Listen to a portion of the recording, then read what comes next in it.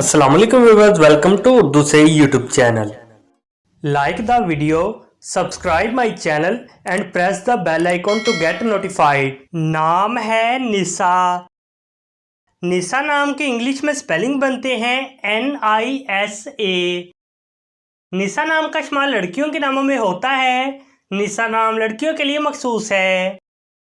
निसा नाम का मजहब मुस्लिम है।